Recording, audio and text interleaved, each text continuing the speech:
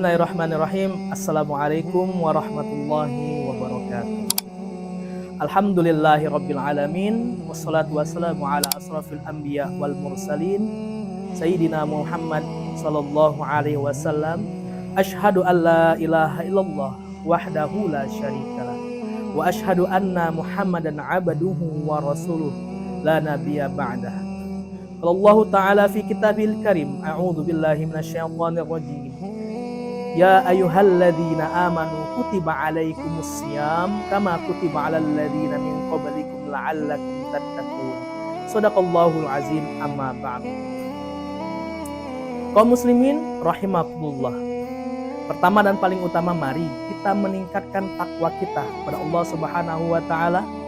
Takwa dalam arti menjalankan semua perintah-perintah Allah dan menjauhi semua larangan-larangan Allah Subhanahu wa taala. Selawat dan salam tak lupa kita bacakan pada Nabi kita, Nabi Muhammad sallallahu alaihi wasallam. Allahumma sholli ala Sayyidina Muhammad wa ala ali Sayyidina Muhammad. Hadirin kaum muslimin rahimakumullah. Di bulan Ramadan ini kita berpuasa sebagai bentuk ibadah kita kepada Allah Subhanahu wa taala. Namun puasa bukan hanya sekedar menahan haus dan lapar saja. Kita mesti meningkatkan ketakwaan kita kepada Allah Subhanahu wa taala. Semakin bertakwa kita, maka semakin dekat kita kepada Allah Subhanahu wa taala. Takwa itu takut. Jadi kalau seandainya kita takut kepada Allah Subhanahu wa taala, harus mendekatkan diri kepada Allah Subhanahu wa taala. Takut kepada Allah Subhanahu wa taala melaksanakan sholat lebih khusyuk. Takut kepada Allah Subhanahu wa taala melaksanakan puasa dengan sebenar-benarnya dan lain sebagainya. Berbeda apabila kita takut kepada makhluk. Berbeda takut dengan makhluk. Kalau kita takut dengan makhluk, kita mesti menjauhi. Misal, kita takut dengan beruang katakanlah. Kita mesti menjauhi beruang. Tapi kalau kita takut kepada Allah Subhanahu wa taala, kita mesti mendekat kepada Allah Subhanahu wa taala. Di bulan Ramadan ini juga kita mesti melakukan detox jiwa kita dengan cara mendekatkan diri kepada Allah Subhanahu wa taala, memperbanyak ibadah, memperbanyak zikir, memperbanyak bacaan Al-Quran kita yang sebenar-benarnya. Jadi jiwa kita mesti didetox.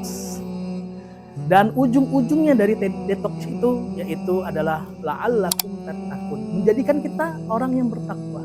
Ya ayyuhalladzina amanu kutiba alaikumussyam kama kutiba alal ladzina min qablikum la'allakum tattaqun. Wahai orang-orang yang beriman, berpuasalah kalian sebagaimana orang yang sebelum kalian itu berpuasa diwajibkan, agar kalian la'allakum tattaqun, menjadi orang yang bertakwa. Namun di era yang modern ini kita dikasih tantangan yang lebih lagi di bulan Ramadan ini. Dan Ramadan kedepannya pasti akan tantangan lebih jauh, lebih menantang lagi. Salah satunya yaitu cobaan di era modern ini adalah media sosial. Jadi selain mendetoks jiwa kita, kita mesti mendetoks dunia maya kita juga. Salah satunya itu media sosial. Di bulan Ramadan ini jangan berlebihan dalam menggunakan media sosial.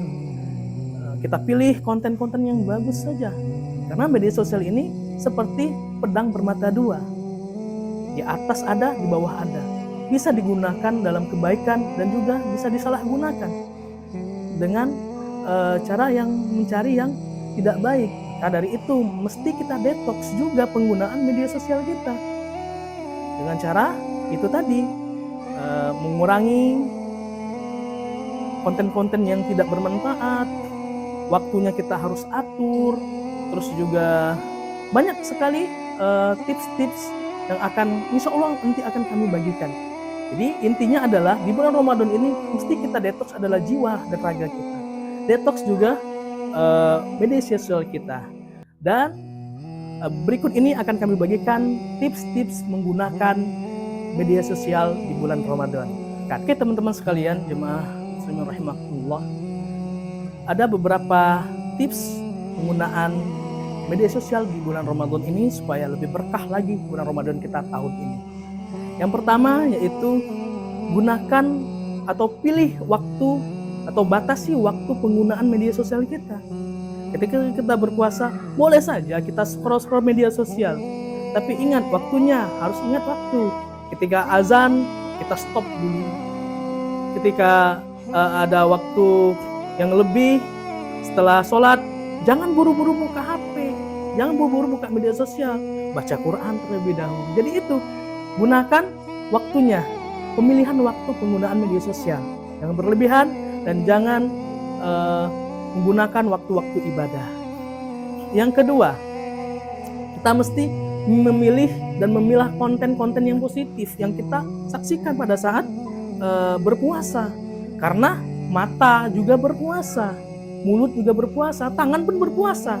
Jadi kita mesti menggunakan atau memilah-milih, memfilter konten-konten yang bakal kita saksikan atau kita tonton di media sosial tersebut. Jangan sampai yang kita pilih adalah konten-konten yang tidak bermanfaat, bahkan konten-konten yang secara agama dilarang. Maka hal itu akan mengurangi nilai ibadah kita. Itu yang kedua. Yang pertama tadi yaitu penggunaan waktunya, waktu penggunaan media sosial. Yang kedua, konten kita mesti positif yang kita tonton. Yang ketiga yaitu jangan membanding-bandingkan hal yang di dalam konten itu dengan diri kita. Misal, kita melihat konten orang keluar negeri, bahagia hidupnya, beli HP baru, motor baru, dan lain sebagainya. Jangan kita bandingkan dengan kita. Nanti takutnya ada penyakit hati yang akan keluar dari diri kita. Padahal pada saat itu kita sedang berpuasa. Lihat orang beli HP baru. Lihat orang liburan keluar negeri.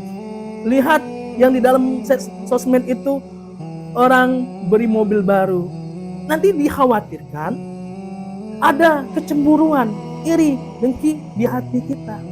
Makanya nggak boleh membanding-bandingkan apa yang di dalam konten tersebut dengan diri kita. Fokus kita adalah memperbaiki diri kita masing-masing agar lebih baik. Tidak boleh membanding-bandingkan. Itu yang ketiga. Yang keempat adalah gunakan media sosial dengan ke jalan yang kebaikan. Jadi media sosial itu jangan digunakan untuk hal-hal yang tidak baik.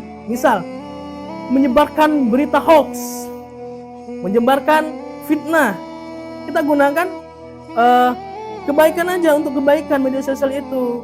Men-share ayat-ayat Al-Quran, men-share hal-hal yang bermanfaat, hadis kah itu, link ceramah ustadz-ustadz kah itu, dan lain sebagainya.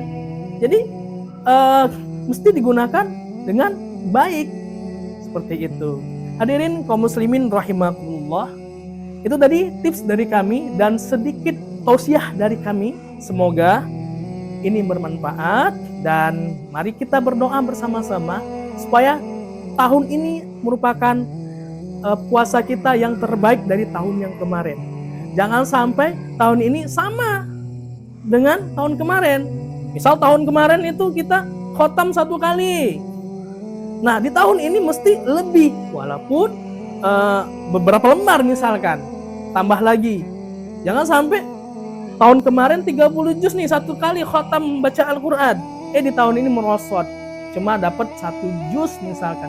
Itu sangat disayangkan sekali. Mari pada akhirnya, mari kita mendetoks jiwa kita, mendetoks media maya, terutama sosial media, supaya apa yang kita lakukan bermanfaat dan berkahi Allah Subhanahu wa taala. Amin ya rabbal alamin. Mungkin sekian dari kami. Apabila ada kata-kata yang salah, kami mohon maaf. Kepada Allah kami mohon ampun. Akhirul kalam wabillahi taufik wal hidayah wa ridha wal inayah. Wassalamualaikum warahmatullahi wabarakatuh.